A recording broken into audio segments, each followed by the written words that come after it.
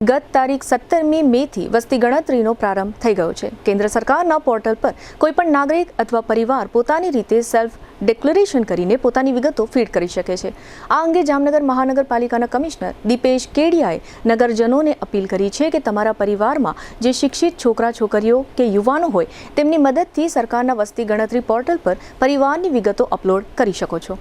31 મે સુધી આમ કરી શકાશે।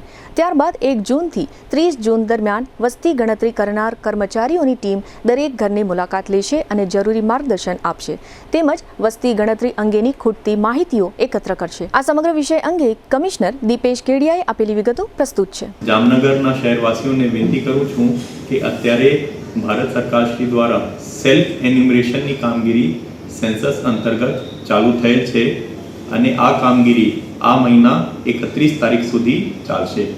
એટલે આમાં આપના તરફથી પોતાની જે પણ રહેણાંકને લગતી વિગતો છે આપના દ્વારાથી અપેક્ષિત છે કે આપ પોતાના થકી અને મોબાઈલ ફોન મારફત અથવા તો વેબસાઇટ ઉપર જઈને આ માહિતી ભરી શકશો।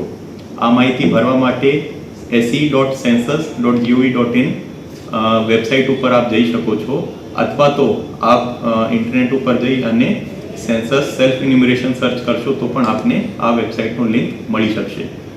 આમાં ખાસ વિનંતી આપને એટલા માટે છે કે આ જે સેન્સસની કામગીરી કરવામાં આવી રહેલ છે આ ખાસા સમય પછી કરવામાં આવી રહેલ છે અને ખરેખર આના આધારે આપણા રાષ્ટ્રમાં દરેક નીતિનું નિર્માણ થતું હોય છે। એટલે આજે આપણા કોર્પોરેશન વિસ્તારમાં રહેતા અલગ અલગ પ્રકારના લોકો ક્યાં ક્યાં રહે છે, કેવી સુવિધાઓ એ લોકો મેળવે છે, આ બધી વિગતો આ સેન્સસ મારફત અમને મળશે અને એના થકી આપણે ભવિષ્યમાં સરકાર કક્ષાએ જે પણ પ્રકારનું ગ્રાન્ટનું આયોજન કરવાનું હોય, જે પણ નીતિ બનાવવાની હોય, એમને ચકાસવાનું હોય કે શું શું સુવિધાઓ કયા કયા વિસ્તારમાં ઉપલબ્ધ છે, શું વસ્તુઓ ઉપલબ્ધ નથી, ક્યાં કેટલા લોકો રહે છે, આ બધી વિગતોના આધારે સરકારશ્રી દ્વારા નીતિ નક્કી કરવામાં આવતી હોય છે। એટલે મારી ખાસ વિનંતી આ છે કે આજે જે 14-15 દિવસનો સમયગાળો છે આમાં આપે જાતે આ બધી વિગતો ભરશો। આપને વધુમાં એ પણ જણાવવા માંગુ છું કે આ વિગતો બહુ સામાન્ય રીતની વિગતો છે।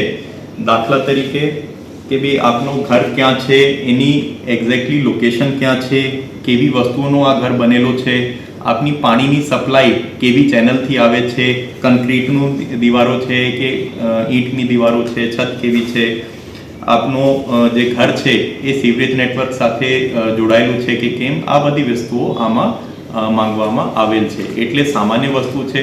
વધુમાં આપને જણાવીએ છીએ કે આ 100% ગોપનીય માહિતી છે। એટલે કોઈ પણ પ્રકારે એમાં કોની શું વસ્તુ છે એ માંગવામાં આવશે નહીં અથવા એ કાઢવામાં આવશે નથી। ખાલી આપની બેસિક હાઉસહોલ્ડ તરીકે મુખ્ય કોણ છે, આપના ફોન નંબર અને પણ પછી ગોપનીય રીતે રાખવામાં આવશે। વધુમાં મારી શહેરના જે યુથ છે એમને ખાસ વિનંતી છે કે અમુક કિસ્સામાં કદાચ જે સેલ્ફ એન્યુમરેશનની કામગીરી ડિજિટલ માધ્યમથી કરવામાં આવી રહી છે તો એવામાં આપે લીડ લઈને અને જે શાળામાં જતા બાળકો છો અથવા કોલેજમાં ભણતા બાળકો છો, જે આપ અહીંના યુથ છો, આપ પોતપોતાના બધાના પરિવારોની પણ આ બધી માહિતી ભેગી કરવામાં આપના પરિવારને મદદ કરશો, જેથી આપને પણ સરકારની સાથે ઇલેક્શન પછી હવે ફરીથી એક વખત સંપર્ક કરવાનો એક મોકો મળશે। અને વધુમાં આપને જણાવીએ છીએ કે આપના શહેરના બધા અગ્રણીઓ આ કામગીરીમાં અત્યારે જોડાઈ ચૂક્યા છે।